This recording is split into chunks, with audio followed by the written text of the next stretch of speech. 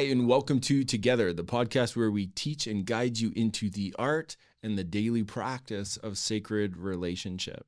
In today's episode, we are going to be going over the living transmission, inspiration into action, integrating in the real world.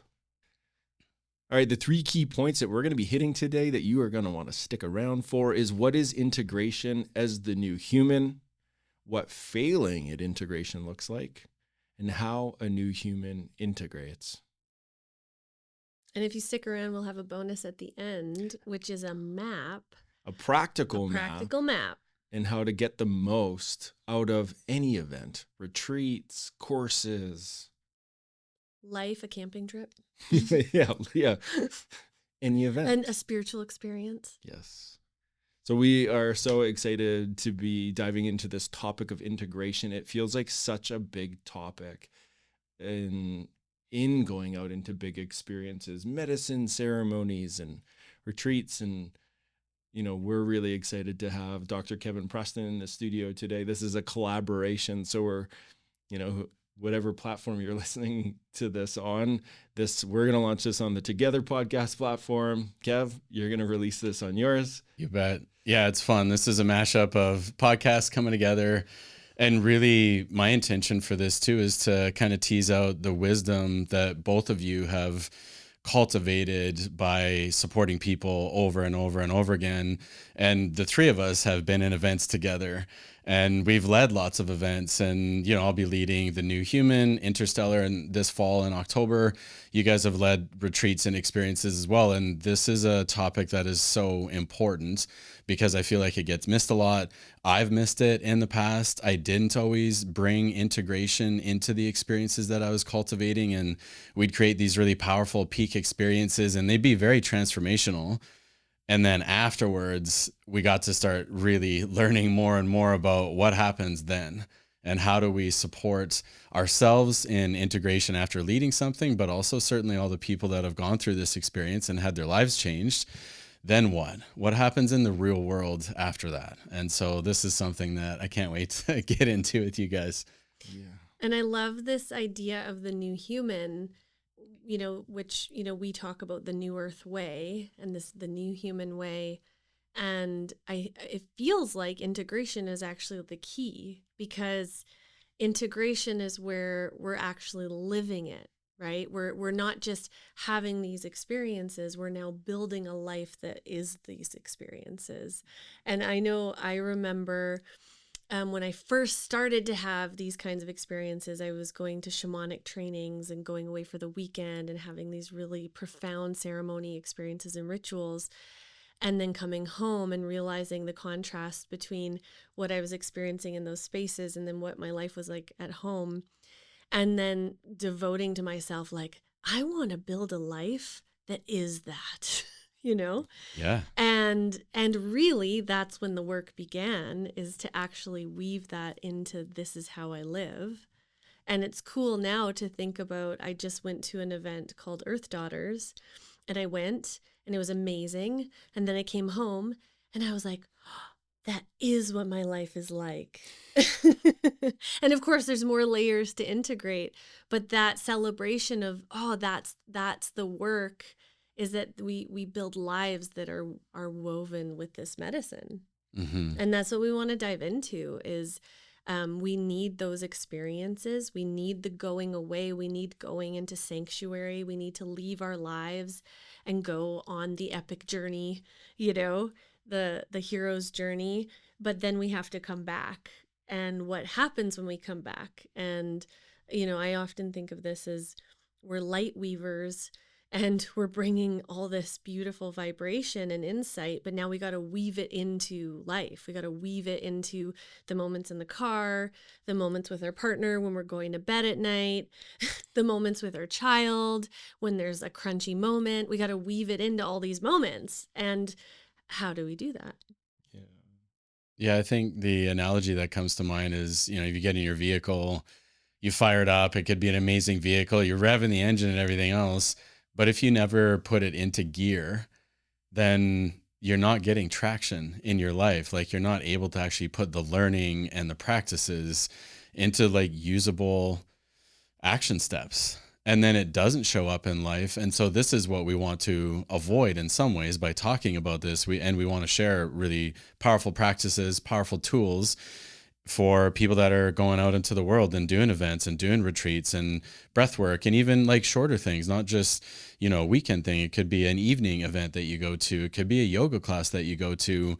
How are you moving into that intentionally, and how are you moving out of that? And then how are you bringing back to your partner or your kids or your families or your workplaces? And I've done this where I've been at really big events and I'm so fired up and I'm so excited and I've learned all this amazing information, and I come back and I fire hose everybody in my life and not really attuning to that they didn't have that experience with me.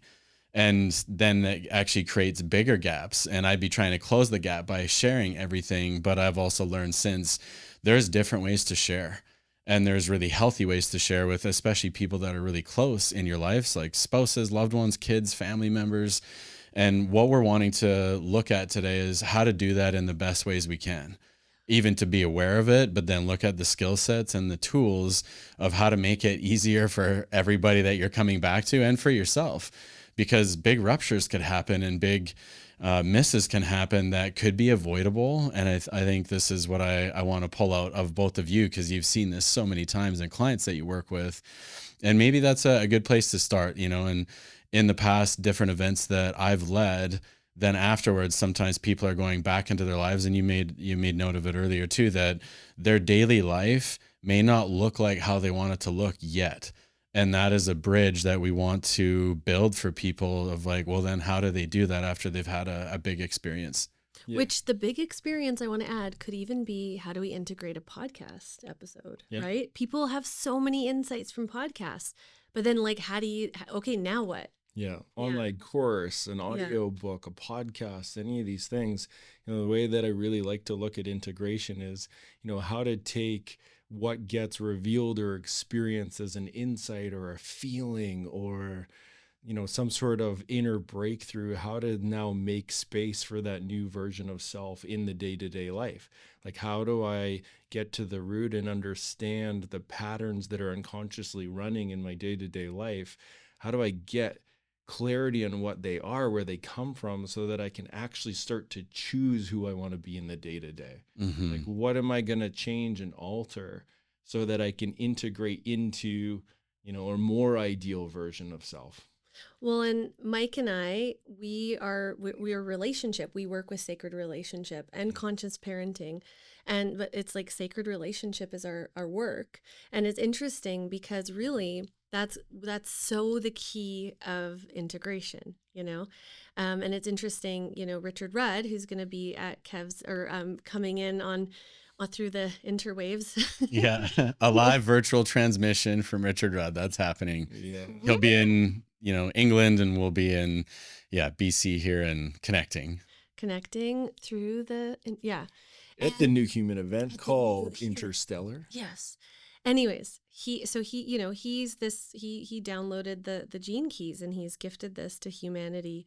And one of the things he talks about, and I just love how he talks about it, is, what really makes us have to integrate down into our bones and into our cells as humans is relationship, because this is where we start to bump into each other. It's where, we can have all these insights inside of ourselves, and then we go in to relate with our partner, to relate at the gas station, to relate at our job, to relate, and all of a sudden it's like we smack right face first into other ideas and other, universes that are walking around in other bodies. And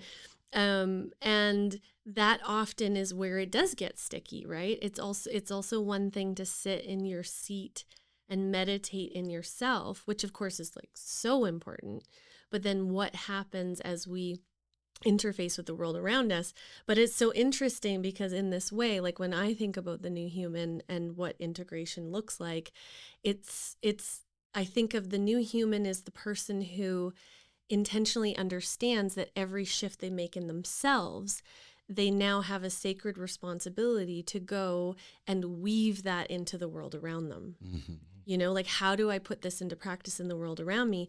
Because it's in that intersection of self and the world around that the real alchemy can happen, right? Where the medicine where we actually change the world. Because we can have so many insights in ourselves, but be in a silo.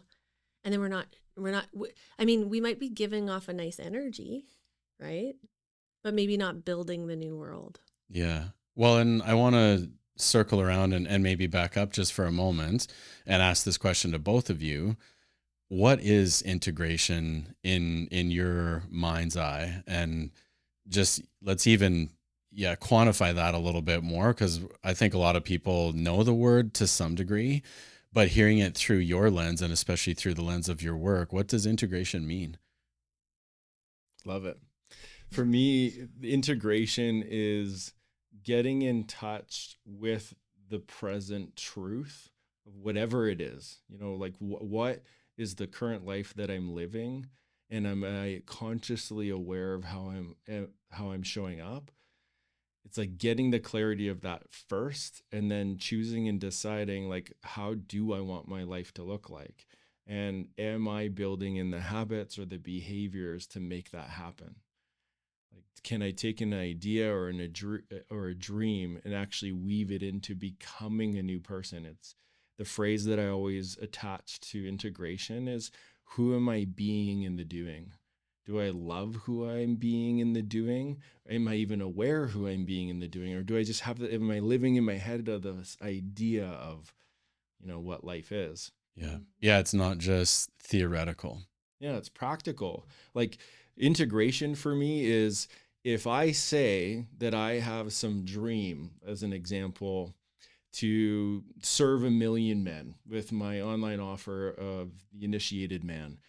If you were to look at my schedule, integration would look like, it's clear and evident that in my schedule, there are chunks of time allocated to being the man that is making that mission come true.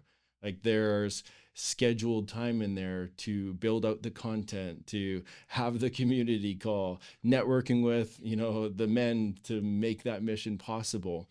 It's, do we actually have tangible, practical evidence that in our day-to-day life, we are holding ourselves accountable and responsible for making the thing happen, whatever it is. Mm-hmm. Whatever it is. Yeah. Like, is there an adult online that's making space for that, that's evident, that's trackable, that's measurable? For me, integration is measurable.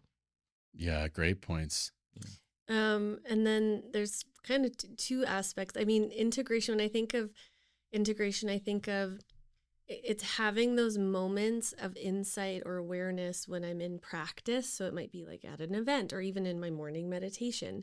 And then it's taking it and I'm actually able to embody that energy while Mike and I are having a crunchy moment, or it's that moment where I do something different in how I'm parenting, when I'm at the grocery store and, it's like, those are the moments that are the big wins. Those are the moments of like, yes, this is coming down and into my body. And now it's here and it's alive. And how to bring it into those moments. That's when I feel like I'm winning at integration. Yeah. But in another way too, how I think about integration is there's sort of the involution and the evolution. So there's a part of I think of integration, it's coming into wholeness. It's integrating all the parts. It's alignment, right? And so there's this process of integrating and bringing into alignment and into relationship my body, my humanness, my genetics, my DNA, this package that I was handed, of the earth, with my soul, with my essence, with my higher expression, with spirit. And it's this ongoing process of, okay, this is what's alive in my body. This is what's alive in my daily, everyday life when I'm doing the dishes and when I'm, and then, this is what is there when I'm in my most connected, elevated, heartfelt state. And it's this process of continuing to weave those two together. Mm-hmm. And sometimes they're more integrated, like, they're both here right now. And other times it's a bit like ping-ponging. Like, in this moment, I'm more connected to my higher self. In this moment, I'm more in my humanness. But this journey of realizing it's about bringing both together. Mm-hmm. Yeah. Oh, there's so many beautiful layers in what you both shared around that. For me, it's almost like functional strength.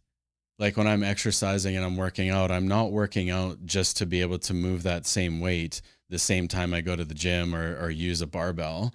I'm using it in my life anyway when I'm running, hiking, biking, doing things that then I have strength that I can apply to all other aspects, that I'm resilient to injury, that I'm stronger, I'm flexible, because I want it to have real world application. And to me, the real world application really starts humming with power and magnetism in people's bodies when their head is aligned with their heart. And that is what integration means for me, is that there's this congruency in the body where we're not at odds with our system. Well, like what you said, Mike, too, is somebody has a dream, this is what I want to do. But in the real world, they're not actually taking any steps or actions towards that. And this is something that I know you guys coach people in as well, especially relational, is I want this relationship. I love this person. They mean so much to me, but their day-to-day actions may not actually be reflected and may not be received by the other person at all. It's like, actually, I feel like you don't care about me. And you're like, what are you talking about? You're my most important person in the world. It's like, yeah, but your actions continually show something else.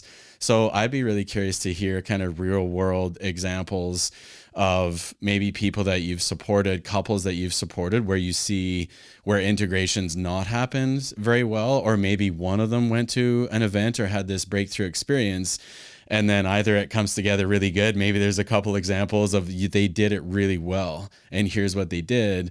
But maybe some, we mentioned at the start, here's what like failing, and maybe that's not the best word for it, but here's what failing at integration looks like. And like a face plant. It's yeah, like a bit you're trying. You stepped on the rake the moment you walked in the door from the big event that you went to, and then things got really challenging and messy, and maybe it didn't need to be that way if somebody had more capacity or skill sets that they'd learned about integration in general. And so let's get a bit granular, and what kind of examples have you guys worked with or seen, or where the big misses could happen? Yeah. Yes, I want to touch that, and just what you said hit this key point that I think is just, it couldn't be more simple, and that's understanding that integration, to know if it's being achieved, is this self-analysis of, are my thoughts, are my feelings, and are my actions all aligned? Like, yes, if there's alignment in those three, integration is happening. I would also say, though, like, can I add a little caveat? Please, yeah. Is like, we also don't want to put our pressure, because sometimes the failure in integration is we put so much pressure on ourselves that it all has to be aligned. Like sometimes it can just be like, I'm working towards integration. I'm going to bring this one thought into more integration, or I'm going to bring, right? Yeah. I just want to speak to that part that can happen in consciousness where it's like, if I'm not totally aligned, I'm not doing it right. And it's like, no, it's like riding a bike. There's a bit of a, I think even what you're saying is such a good barometer and point, because it's a practice. Integration isn't like some outcome where I've now achieved perfect integration. Yes. It's like, the human experience, in my lens, is the process of learning integration. Yes. Like, how do we take this big soul spirit essence and squeeze it into this dense meat suit that's full of all this generational weight and trauma, and like just the density of earth itself. And earth itself, like that's the process of integration, which I think is the biggest ingredient and touch point, which is why we wanted a whole episode devoted to it. It's a practice. But even what you said there is, yes, there's the version of like, I'm not doing it perfect, or I failed, but it's like, it's just information. Oh yeah, my thoughts and my feelings and my actions didn't align there. But it's just like a loving nudge to get back into right action.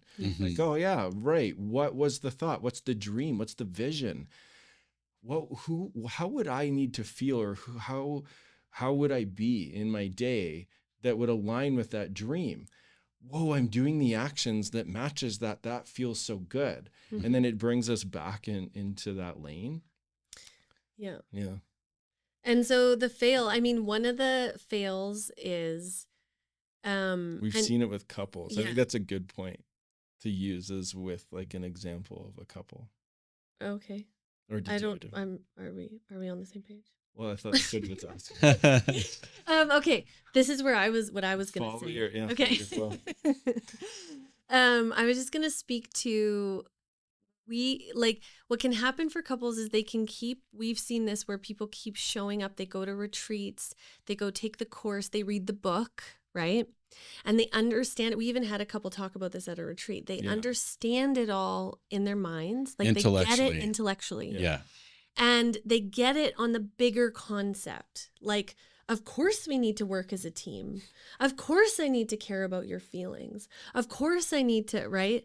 But then what happens is when they go home, they're not learning like what's the one next step, the one next tool that I need to do so that something different happens. Like, so part of it is not even thinking that way. Just thinking if I have the insight, if I have the awareness, it's just going to happen.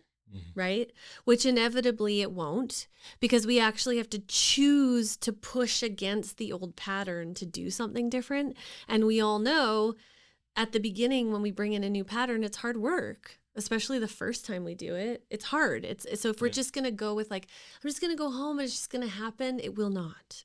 It will not, because you'll have to push against the old thing. Right. And what that inevitably leads to is being frustrated and blaming each other, and then wanting to keep going and taking in more information and being around more and more and more and more and more. But you go home and there's like this collapse, right? Like nothing's actually changing, but neither one in the partnership is taking the risk to actually do the new thing. Or maybe haven't taken the time to really think about, okay, so if the thing that needs to change is I need to get better at listening to your feelings. Okay, but what does that actually mean? Like in the day-to-day, the next time you have a big feeling, not just theoretically, what would I do? You know? And what would I say? What do I have to do in that moment? And so much of what we end up doing at the end of our sessions is giving people very bite-sized pieces of like, okay, so this is the practice that you're going to do. Which I'd say in the arc of us supporting couples, this is what we've had to learn over time. I'd say at the beginning, there was more of like this is my experience, there's more of a therapeutic essence. And what I've discovered is there's a limitation in therapy.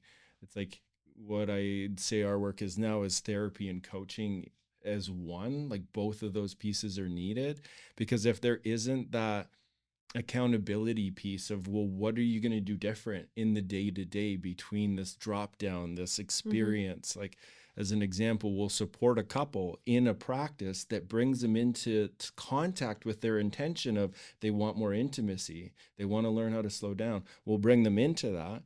We guide it. And they're like, oh, there you are. This feels good. We feel connected. Yeah. Oh, we want this. Oh, this is so juicy. Oh my God. I feel so seen. I feel so understood. Oh, this is what we need. Tears and the emotions actually get So to release and so beautiful. But then if we just leave it at that, most of the time what's going to play out is the pattern, the default subconscious patterning, which drives 95% of how we show up in the day-to-day. That's just going to kick in. And so what we found really helpful is like ensuring that there's something to hold accountable, that integration is happening of what's the new action. So great, we just had an experience here, but how can you now replicate this experience happens more of the time? So, we'll do, plan 2 nights this week. We're going to do this practice. And sometimes that even means let's get the schedule out while we're all in the room together. What days are you willing to commit to this practice? And then having them from their own agency saying the words, I commit on this day and that day and this day for this amount of time, we're going to do this. And what are you going to do in that? What's going to be different? And actually, it's been wild to watch. Sometimes it's even hard to say, which actually brings evidence to how deep the pattern is of not doing the thing, which is why it doesn't happen. So no shame or guilt. It's like that's the program that's running by default. Yeah. If we want to integrate something new and different, we need to like have clarity of what's the new thing to weave into the body, into the experience. And it's going to be hard because there's a flow to life. There's a structure to life. So we're going to have to like push against the forces that are like, there's not enough time. Yeah. Or, we've been through this where we're like, yeah, we're going to commit to that. And then all of a sudden it's like, I'm like, okay, I'm showing up on time. And then Mike's like, oh, I just need to do this one thing. And then I'm like, oh, well, Mike's doing that one thing, so I'm going to go do my one thing. And then pretty soon it's like, wait a minute, we didn't, it happens so easily. And we have to be so mindful of what does it look like to actually put this into practice. And the other thing I just want to say is, if you go off to an event and you have these insights and you come home, it actually takes a lot of courage to do the new thing. It's vulnerable. Yes. What if I'm not met? Yes. What if I show up and I do that new thing and my partner gets mad? What if I show up and do that thing and there's a bunch of pushback pressure from people around me? And of course, those things do happen. Yeah. Mike and I often, we like to share this, that it's a common thing that can happen for us, that when one of us goes off to an event or goes through a big breakthrough, and we watch Taking Turns, Mike's like, I just had this great breakthrough, and instantly all feel kind of have an insecurity come in, and all feel a little bit of like push away, push back, because it's like, it's new, something's going to change. And Mike has to be courageous enough to hold to that new insight and to introduce it into our lives. And I have to be courageous enough to reluctantly move towards it. And there is this moment that's uncomfortable. There's this moment that is tender. There's this moment that's vulnerable, It's true. As opposed to just doing the same old thing. Mm-hmm. Well, and you mentioned it a couple of times. It likely might be difficult because you're going to have to override the previous pattern that was at play. And that doesn't happen just by itself, that we have to intentionally show up in that to create a new skill set. And it might be a bit wobbly and messy for a time. So I think that can be part of it is, when somebody returns from a big breakthrough, whether that was a session they had with you guys or coaching session or whatever it was, or they went to the New Human event and they had all these experiences, they learned a whole bunch, they educated themselves on things they didn't understand.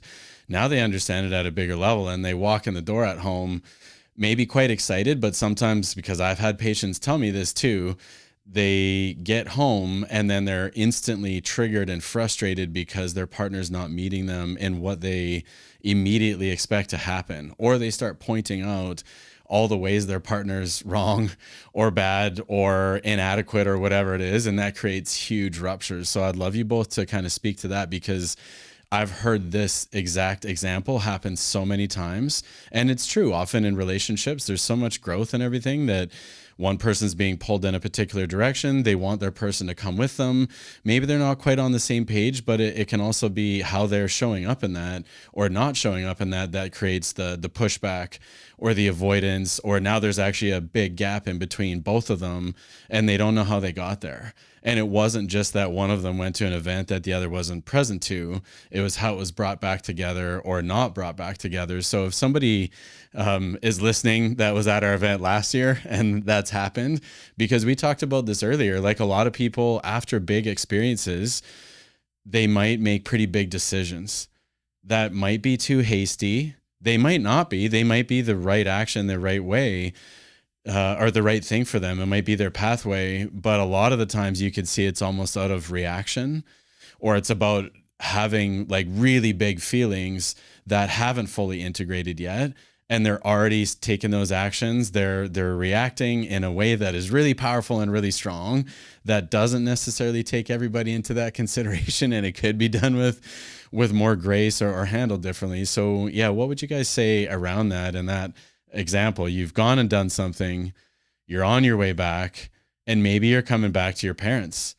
Maybe you're coming back to a relationship, or you're walking in work Monday morning with huge insights about the business and the company that could be helpful. Then what? Well, that was like that woman, right? When I said I ran into a woman who had been to the New Human, just as an example, right? This is an example. And she's like, oh, The thing is that I'm struggling with is that every time I go to these things, but when I go home and I walk into my home, I am so angry at my husband and at my children and at my work. And then I just end up just raging at everybody. And it's like, oh yeah. And then she's like, but then I don't think that's it. It's like totally. Well, and we can understand why, because maybe Totally. they've had their eyes open. They've had a huge perspective shift. They're now seeing a new picture. And then you have to face the anger, the grief, all the other places where you didn't experience what you're experiencing now.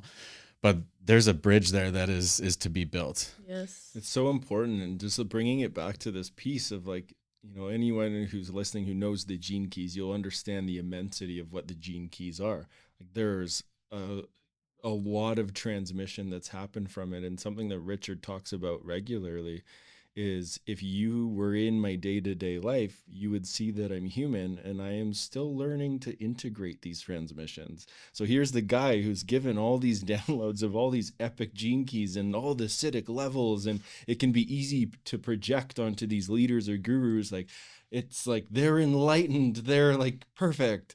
And he's like, yeah, watch me with my kids and you'll see how human I am and where my shadows live. And that's where they show up the most. He'll even openly say is with kids. And I think, you know, coming back to this piece is it's humbling to go to an experience that's so expansive and can be exciting and hit all of my experiences, hit all those little like wounded places that didn't get to experience, you know, that level of community and coherence and resonance and insights and excitement and joy and dreams. But then it's like, yep. And then, like you beautifully said, then we're going to go back to life and we're going to bump up against all the difference to that. Like what doesn't match that? And, oh, different personalities. And, oh, but there's other people in the field that have needs and their needs are different. And I need to learn how to move around those too. And I think it's a humbling process to actually start to weave it in to the relationships, this is what Courtney and I are so passionate about. Is the relational part. How do we take these big pieces that come from an experience like the new human and then now look at, whoa, what's the thing that wants to be birthed? What's the thing that wants to happen? And then how do I gently come back and be curious about, oh, how would I bring this into my day-to-day life? You know, something that we think is so important in this place is like from an experience like that, coming back from a place of vulnerability, like, whoa, I'm starting to have these insights and realizing I've had this pattern of doing this. Oh, these are the ways I haven't been showing up. Have you noticed that it's almost like starting with self before, you know, starting from like this grandiose place of, well, everyone around me is an idiot or they're not doing it. I've got the insights. I've got the ahas. And it's like, Yeah. Yeah. Cause like in terms of like what this looks like when people come home reactive, right? This is, and you know, I've done this. I've done this. I think like we can all say we've done it in some way. And this is what we're learning in the new human way of integrating as a collective. But, you know, is we come home and first of all, we point the finger, right? We point the finger. Oh, I see what's wrong with you now, right? We go and we have insights about this is what's wrong with my partner. This is how they're not meeting me. This is what's wrong with my boss. This is what's wrong with my friend. This is what like this, right? Instead of, you know, and we're going to dive into this a little bit more of what it looks like to actually own, wait, what's happening for me? But that's one example of the reactivity, right? Is that we're seeing what's wrong around us and pointing the finger. But the thing is it doesn't mean that when we come in changed in ourselves that the field can't change, right? But at first we're going to notice the contrast. Yes. So we come in with this new information in our body and in our being, and now there's going to be a process. You know, when new information comes into a system, the system does not automatically shift. It's a process that happens over time, you know? And one of the biggest pitfalls people make too is they come in and from that elated, excited place, they want to share all these amazing experiences. I've had this so many times, you know, and we've had this where like I come in and like, I was just at temple and this happened and that happened. And Mike's like, well, I changed a bunch of diapers and I got elbowed in the face a whole bunch. Like, we're just in a different place, right? And what can happen is if I'm excited and I'm elated and I want to come in and tell my partner, and then suddenly, they're not open to hearing it. Wait, what? You don't want to hear that right now? Whoa, and then we can start to make stories about you're not open to this new me, this kind of thing that can happen. Or even our partner might push away. But remember, when we go to an event, it takes 3 or 4 days for us to get to this level of elated state. And then we walk in the door and we think that our partner is just going to be in that elated state with us, but they didn't go on that 3 or 4 day journey, right? Mm-hmm. And so this is where we can again start pointing the finger and start to tell ourselves a story. And one of the things we really wanted to dive into is one of the shadows of this is where we can come back after doing our work and we're in this elated energy and we start to make a story about how we're better than. I'm the one that's doing my work. I'm the one that's now of a higher frequency. I'm the one that really sees. And we can start to make a story about now how somehow we're better than. And this is a huge one that chips away at so many relationships and will, instead of creating more harmony in your life and more goodness, it'll actually put you in even more isolated and more distressed. Yeah. Some of the best wisdom that I've received from going to an event and having some big life-changing experience in the time there is having the people who are experienced in how to bring that back into day-to-day life and integrate. The greatest wisdom is, okay, great. You really own what just happened. Own your experience, let it land, let it be there, soak it up. But remember, you're going back into other people's worlds too. And find how you can bring all of this overflowing energy that you have and like, how can you contribute to what you're going back into? So like, as an example, if you have a family, the guidance in this place was, this is from a men's initiation experience I went to. Said, like, walk in the door, give your partner presents, look into their eyes, give them a kiss and ask how you can help. Do you want to I'll do the dishes. I'm going to go do the laundry. Hey, why don't you go have a rest? It's like, that would be a way to like come back into the world as an example, and to bring actually resource. Bring that, all that resource that's bubbling inside and figure out how to actually build the field up that already exists. It's like, make it better. Yeah. And I can't tell you how many women in particular, but I'm sure there's a male version of this, but they're like, yeah, and there's this like edge where like the masculine comes home and he wants to share about this exciting thing and that exciting thing. And the woman's just like, can you not see that I have a 3-year-old screaming at me? There's food on the stove. And then the masculine is saying like, she doesn't meet me in what I'm excited about. And this is like where this huge miss can happen and these stories happen. But it's literally just this moment where you're coming in resourced and the other person is knee deep in, they just took care of life while you went off to have this amazing experience. Yeah. Well, and what I see, and I've experienced this in the past myself, I've worked with tons of families, individuals, all ages, clinically, and then at retreats and events, and even, shout out to the way a lot of this happened was Collective Hearts retreats for any OGs listening here. 9 retreats. 9 retreats. And, seeing where we're at now in understanding how the nervous system works and looking at, okay, what are other practical things that happen before you go to an event?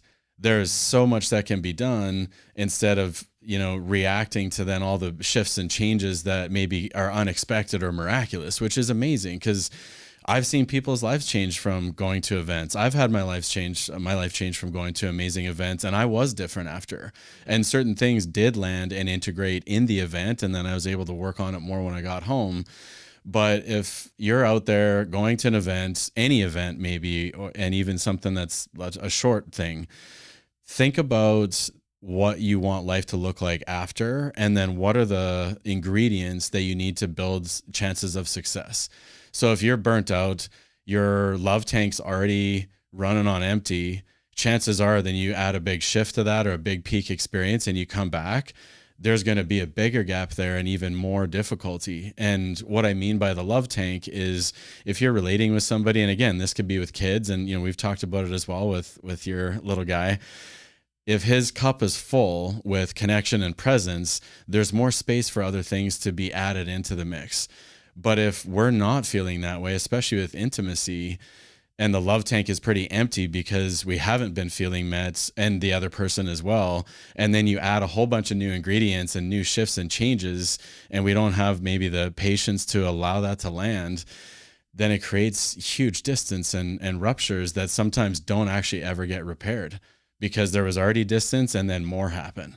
So I want people to really go into events being pretty realistic about how they're doing and how they're feeling and the terrain of their lives, and starting to actually build those pieces in before they go do something.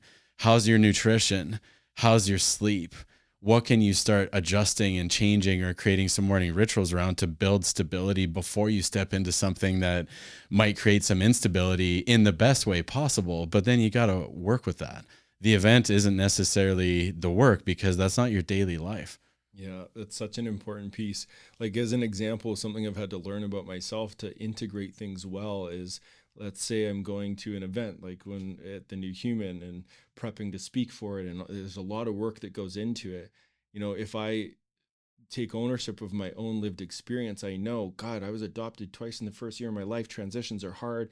So if we want to look at integration and what this looks like practically, as an event like this, what I would do is like set up therapy before the event. Yes. I'd set up therapy after the event, knowing that I'm going to need help and support to really anchor in to the regulation of my nervous system, into the confidence of what I'm stepping up to into the role, work with any pieces that are like the nigglies, so that I can go up and show up to the thing and really experience it in the best way possible. And then also knowing support will also be needed on the other side to help it land, process it. Like what I've loved about that is setting up a coaching call or a therapy session gives actual space to then just go and share and allow things to take up more space so that it can land. Maybe feelings come up. Maybe it's like, how to actually weave it back into the body in the day-to-day life. Well, and this is where we can start to learn about ourselves, right? Because we all need something different.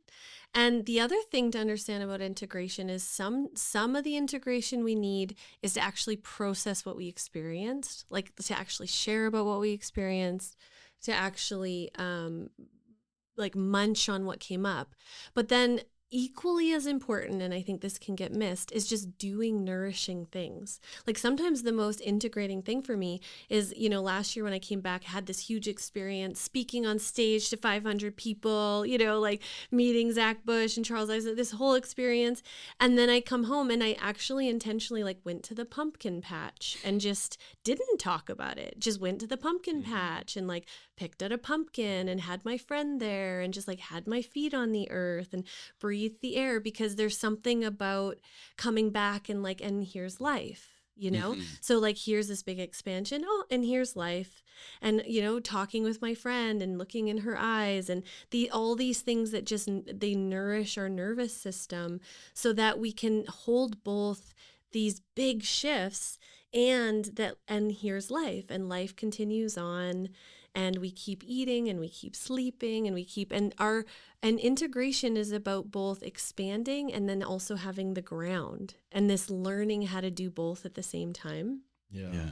Something I'd love to hear from you, Kev, because there's so many real practical experiences, especially this body piece. Let's say clients coming in and taking your remedies or something like that.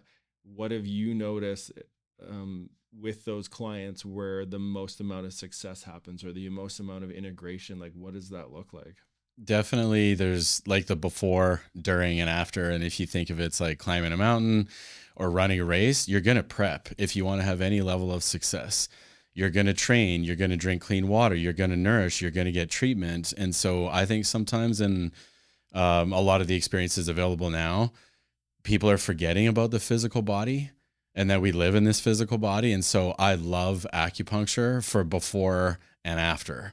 It is so helpful to create harmony and move any stuck energy, to integrate any energy that's there, but both on a mental, emotional level and a physical level.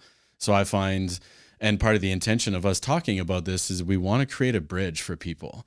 We want to be able to have all of this energy moving, the emotional energy, but we're still in our bodies, that we want our bodies to feel good. So obviously I'm biased. I'm a Chinese medicine doctor. I love acupuncture, but I love it because of how I feel. It makes me feel like I just took huge deep breaths and I've come into the most relaxed state. And from that relaxed state, I can process and integrate so much more, but my body can actually feel it. And my body can feel calm and regulated in changes, in new insights. And, maybe things got stirred up a little bit, and it keeps bringing me back to center, and it creates physical and energetic alignment between your heart and your head and your nervous system too. So I would highly recommend, whether it's acupuncture or whether you have a breathwork practitioner or a massage therapist, a somatic therapist, chiropractor, to not forget about the physical body, and that you can actually be doing prep work before going into an event, a retreat, whatever it is, maybe even just traveling. Give yourself a chance to be successful and to be held in that, to work your way up to it. And then afterwards, you said it already, and I remember talking to people about this last year, like book sessions ahead of time with your team, with your people, with your village. And sometimes we need to speak it out. That is how some people process in conversation. Other people, like myself, I need both, but I need to go into the forest.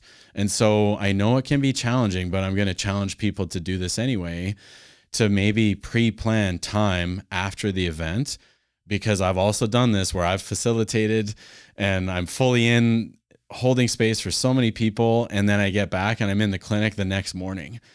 I don't even have a chance to land and integrate my experience of holding space for others. How can I help them in the best way if I'm not looking after myself? So over time, I started taking more space to give myself at least a day or two after coming out of facilitating a really big experience, just so I could land in that too, so that I could actually take my experiences and become a better facilitator. And same thing on the receiving end. If you can, take some time, take some space to go slow, to let things land. Because if we stay moving so quick in this world that we're in, hyper-stimulated, a million things a day, I don't believe the body or the nervous system can actually begin to integrate those experiences before you're then adding another one. And this is sometimes, I think, the pitfalls is people are choosing a lot of heightened peak experiences weekend after weekend after weekend, and they haven't really had time to unpack or land in what they kind of set loose in their system.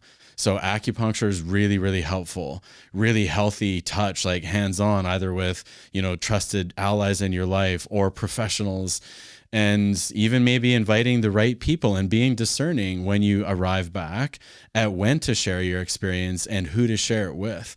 Maybe you have a really close friend and you're saying, hey, you know what? I'm feeling a whole bunch about my wife now that I didn't really see and feel before. And it's kind of rocking my boat. I can't unsee these things. And having a really trusted ally to help process and burn some of that off, so you're not bringing extra charges and extra polarity that actually maybe you needed to just work with yourself. And it wasn't about the other person. Often it's not. That could be really helpful. Hey, can we meet for coffee? Can you just hold space for me where I try and work out some of these things? And, Mike, you've helped me with that a ton. Courtney, you've helped me with that a ton, and things I've been through in my life where I know you'll understand, or I just need to tell you some things. And can you help reflect some of these things that I'm not necessarily seeing? Or now I'm in a spiral of confusion. I've set a lot loose in my system and I'm trying to find my ground again. Can you help land that? And you've both done that in a professional sense for me and also friendship. And I have other really amazing people I'm grateful for in my life that I know I can bring my vulnerabilities to, or I can bring myself to, of, can you help me deepen into this? And then I'll treat myself with acupuncture. and I'm like, oh, thank goodness for being able to do this. Or I'll trade treatment with another practitioner and we'll integrate in that way. So I want people to kind of expand their thought horizon. Don't forget about the physical body. Tend to your heart. Tend to your nutrition and healthy food after, the best that you can. And it's not to shame you if you're, drinking alcohol and eating a lot of sugar, but those have real impact. So if you want to set yourself up for success, give yourself a chance to maybe alter your diet before going into a big event or going into an experience. Clean out things a little bit, minimize things a little bit, start shutting down extra stimulus and overwhelm that you don't have to meet in the same way, so you can actually take something in. And it's like the student mind. If your cup is full going into something in a negative sense, I guess, you're not going to be able to take much in. And then you're not actually going to get a lot out of the experience because you're not receptive. You have way too many other things going on, and you're just going to throw it on the pile and forget about it afterwards. And like, I didn't really get anything out of that. And it's like, well, what you bring into it and how you show up is going to be directly related to what you get out of it. Yeah, it's so true. It makes me think about, going to these new human events and other retreats. What I've noticed as a really common theme that I think can be relatable is a lot of people in those experiences, one of the pieces that they are so excited about is being in that level of community, being in that level of connection, of resonance, and whoa, I can be myself here. And oh my God, where have all these people been? But then they can go back into life and just kind of stay around the same people. And I feel like such a helpful, ingredient that you're talking about that's practical to help the integration is, weaving it into like an inner circle, into relationships where there's trust. If there isn't any, go find some. Like actually find the places where this new version, this new human version of yourself can actually be here, can be welcomed, can be heard, can be understood. I think that's such a big part of integrating is actually being seen. Yeah. Yeah, we need the village. Yes. We need community. I know there is probably people listening to this right now that you're already planning on coming to the event and you're coming by yourself. And I've heard from people directly that it's scary to do that. They don't know anybody. They want to come, but they're not really sure how they're going to be on their own. And they often do find soul family there. They find their village there. But sometimes we need to be very intentional about that to connect with people at the event, get their number, get their email, build your community that way. And it might be vulnerable and you might feel shy to do that, or that's not normally something you do. But I think it's really, really important. And that's also why we're building in these pieces. So I'll share for the audience that we have a bell tent that we've rented for the New Human event. That's not part of the big tent, but it's going to be the Together integration space. And because you guys know integration so well, and I want you to talk about the Together community that you have, it's not just a one-time thing. And I think that's where the rubber hits the road, is like the regular inspired touch-ins, the regular action, getting supported regularly, learning regularly, that we need to be able to show up in a repeatable way. That's what builds change over time. It's not necessarily one big shift. It's like meditation. Meditation for 2 minutes a day consecutively is going to have a bigger shift than doing 1 4-hour session every 6 months or something like that. So I'd love you to share about community and the villaging aspect, about the Together community. And then I think you guys have some other community ideas on the way too. And I'd love to hear you speak about that. Yeah, I'd love to speak about the communities, but just before that, kind of weaving in, if you've listened this far, we promise you this bonus of like the practical map. We're kind of talking about pieces and elements right now. But this practical map of going to any of these experiences, having the online book, or, whatever it is that wants to be woven into the day-to-day life, we want to just give you like some key points of what are the things you can actually do. If you have a pen and paper, write them down. This is the map. Do you want to start with the first point? Yeah. The first one is start with self. So when you get home, it's like, how do I tend? We're talking about it, right? How do I tend myself? What's changing in myself? What do I need to do different for myself? What patterns are new? So just like really connecting in with self and noticing the tendency to want to make it about other, right? And maybe in the self, there is a part of you that's like, I actually don't know if I want to be with my partner. And there's space for that, right? But it's like being with that with yourself. What is that in me? Yeah. Such an important piece. And the second one here is community. We've talked a lot about it here, the importance of community and connection and support to help things land. Who are the people that you feel safe with? If you don't have them already in your day-to-day life and you're planning to go to the New Human, I'm already going to encourage you and stretch you. Go And each day that you're there, go meet someone new, go start a conversation, start to build the relationships while you're there, knowing that that's something that's needed in your life. And if you don't, we are in an abundance in this world right now of coaches and therapists. There's so many different modalities that you can start to experiment with to find someone safe enough to really, build out that human part, where we really need like integration, a big part of it on the relational lens. We have to feel seen, heard, and understood. It's a need. It's an deep actual need. And so, and it can be met. And sometimes that might be the thing that you're going to do at the end of the event. If that was the one thing you changed, is I'm going to find some community. I'm going to find an ally. I'm going to find that would change your life. It will change your life. Yeah. That has been the number one thing that's changed my life, is the relationships made at the events that were nurtured and starting to move into a place like this. And then, then the next piece is your daily practices, getting to know which ones you already have that really work and feel good, that are authentic, that land. Like, let's say you go to the New Human and you experience some breath work and you're like, oh my God, that was life-changing. Great.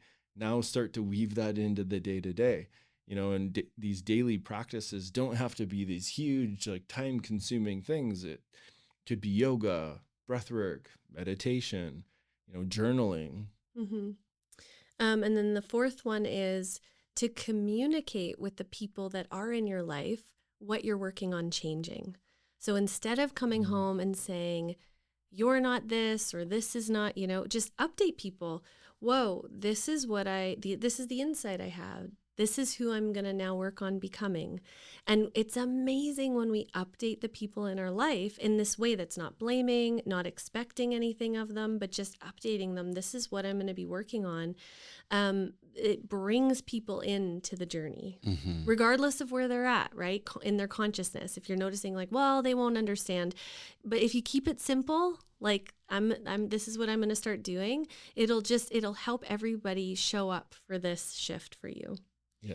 And the last ingredient here is boundaries. Getting really clear on the boundaries that have maybe been missing, and start to get really clear on what the authentic yeses and the nos are, and start to bring them into relationship with other, but also self. Like, one of the key things that can really help make space for the new self is like getting real with self. Or what are my not to do's? We're really good as a culture of building out the to-do list, but like, what's the not to do list?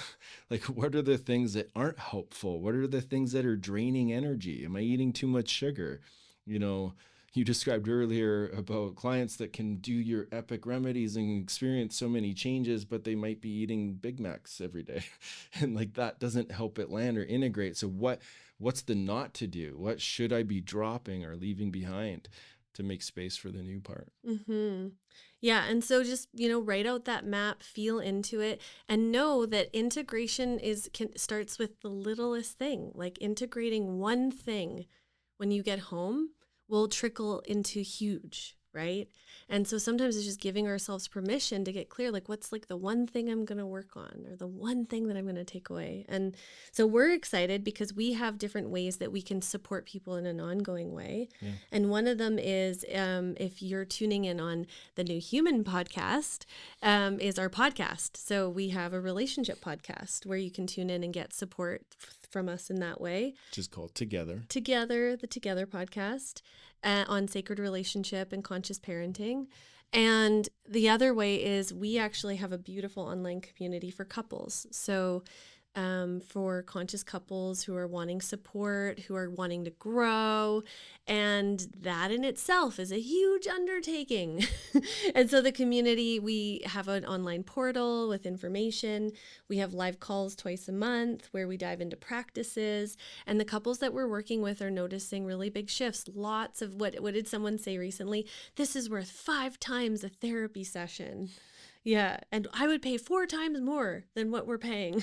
Yeah. Because that's how big the impact has been of meeting twice a month, being with other couples, getting the practices, because let's be real, relationship is huge. It's uncomfortable. It's like a wide terrain, and getting support is very helpful. And it hits, so many of those needs of the being seen, heard, and understood around other couples where, oh, them too. That was been some of the big feedback of couples get to experience, I'm not alone. We're not the only ones, which actually already starts to soften, the pain that's there.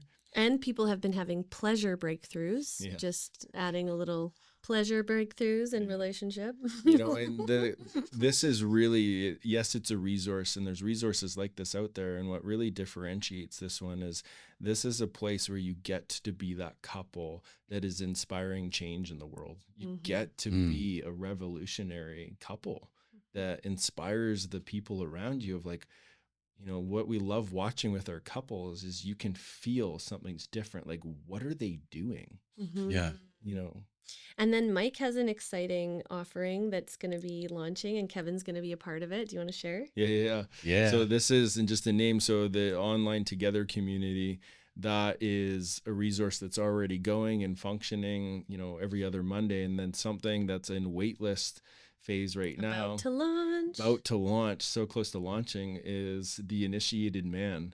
And this is going to be this is a labor of love, where we're going to be able to bring men into a space where they get to cultivate the remembering of brotherhood that they've been disconnected from, where they can start to create that change from living from the head and really dropping into the heart and learning how to lead with love, like learning how to lead with clarity of purpose and mission, and the confidence and the satisfaction of how to actually meet their partner.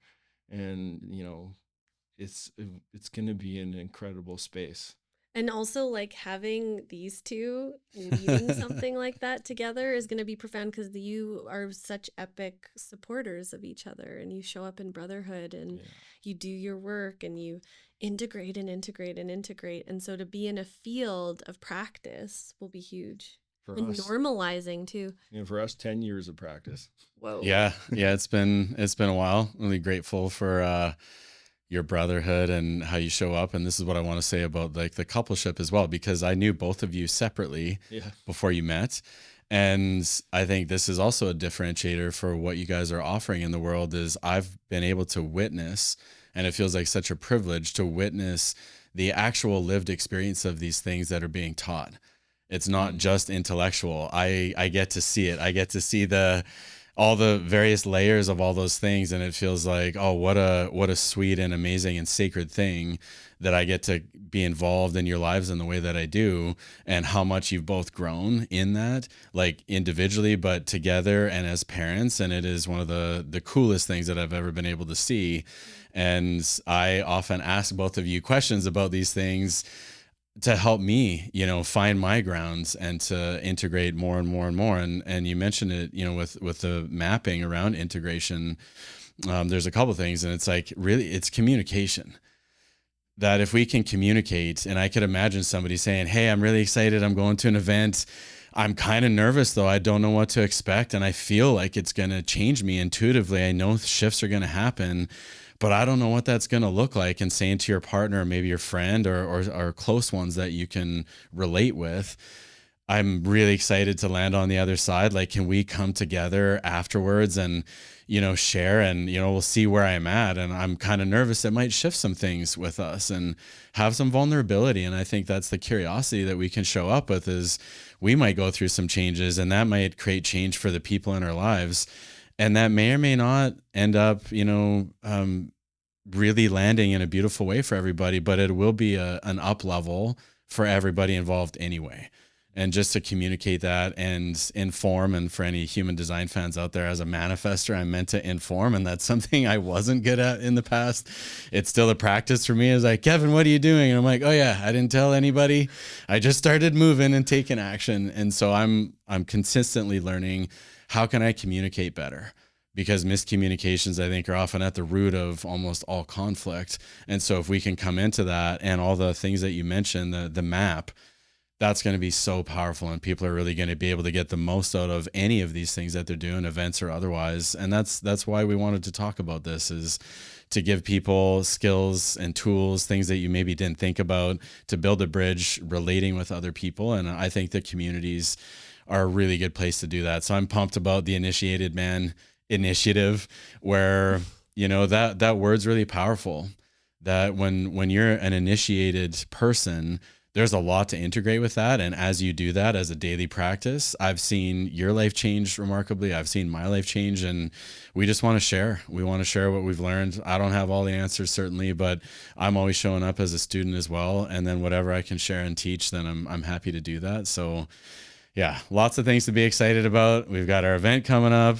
You guys have podcasts, communities, man, so many amazing things. And then I have the Initiated Woman that'll be being launched as well, which will be for women and will be for, you know, what the unique role is of a woman in sacred partnership. And not only how is she initiated in that process of relationship, but also how does she consciously be in the practice of initiating the masculine, and that back and forth initiation that happens. And, you know, being at the New Human will be an initiation process. But then also, now that you're initiated, now that we all are initiated into becoming a new human, now it's our sacred responsibility of now how do we go out in the world and initiate others? And it actually is something we have to be intentional with. And we have to breathe around and get guidance around, because it changes the world if we can do it in an attuned, supported, heartfelt way. Yeah, absolutely. Yeah. Well, and as parents, you know, all of us here, parents, kids don't do what we say, they do what we do. Yes. And to me, that is being more and more integrated, is leading by example. And so you may not need a lot of words to really create a big shift in your loved ones' lives and your communities and your families. You get to actually start taking those actions, even if they're a little bit, they start to add up. And so I could feel a part 2 coming to this, because there's so many more layers we could get into. But thank you both for having this conversation, and thanks for the collaboration on the New Human Experience podcast and the Together podcast, coming together to be of service in the ways that we can. Yeah, and we're so grateful to all of you listening. We're grateful to you, Kev, making the trip out here to the Courtneys so that we could have this collaboration. Mm-hmm. And yeah, what a juicy topic, integration. Yeah, we're really honored to get to hold that piece, like hold that pillar of that relational integration piece at the New Human. And we're going to have some beautiful pre and post offerings, so stay tuned. Yeah, absolutely. And to give you listeners something to integrate.